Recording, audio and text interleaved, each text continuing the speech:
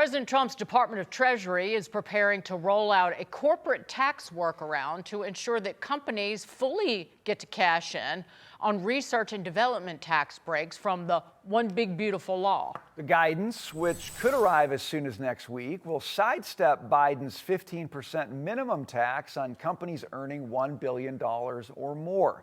Joining us now, former Council of Economic Advisors Acting Chair Tom Philipson and the Heritage Foundation Chief Economist E.J. Antoni. Fellas, welcome to you both. Tom, I'll start with you. Everybody wants to know, what kind of effect will these tax breaks for companies, corporations, businesses have on investment and hiring, especially going into 2026? What do you see?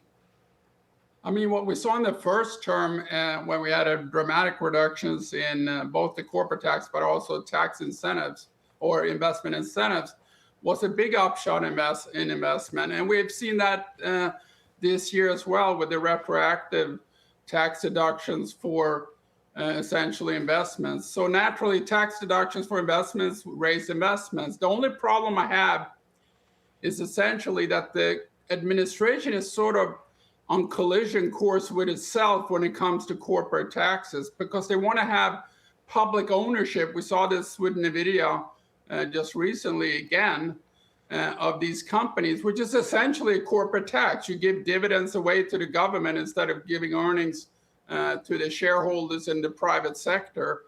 And they also want investment taxes on R&D, which instead of a tax or investment deduction is an investment tax, and taxing patents essentially, which is taxing R&D. So I think there's sort of two different strands of the administration. One is pushing for less taxes on corporations. The other one is pushing for more taxes. EJ, how do you see it? Because Tom's talking about a piece of the revenue that NVIDIA has said that it will give to the federal government from sales of certain chips to China, assuming that China even buys them.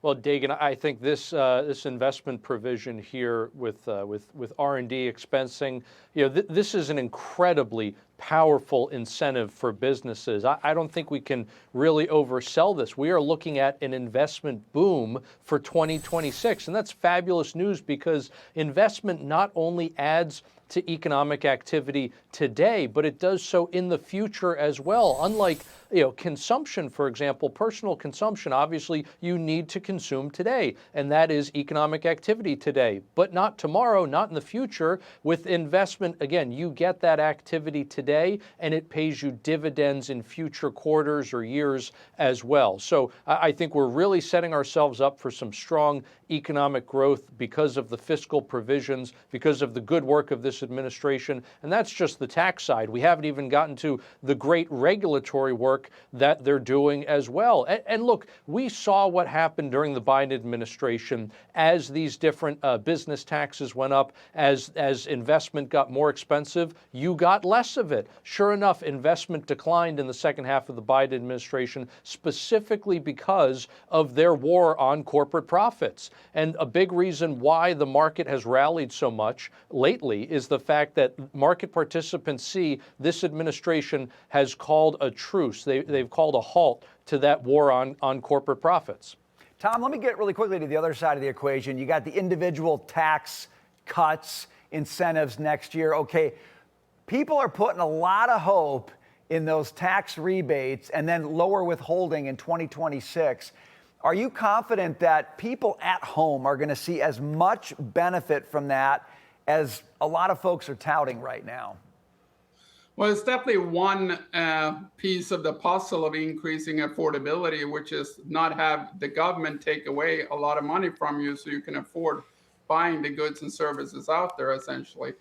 I think that's one out of many things that's going to increase affordability. Affordability is about prices relative to wages, right? So, a movie theater cost 25 cents for our grandparents, but it was less affordable because they worked longer to earn that movie ticket, essentially. Trump has increased real wages in his first term by $6,000.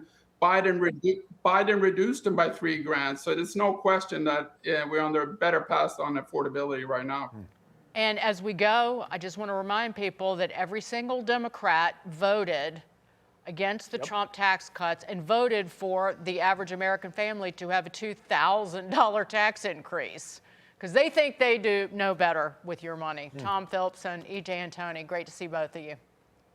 Thank you.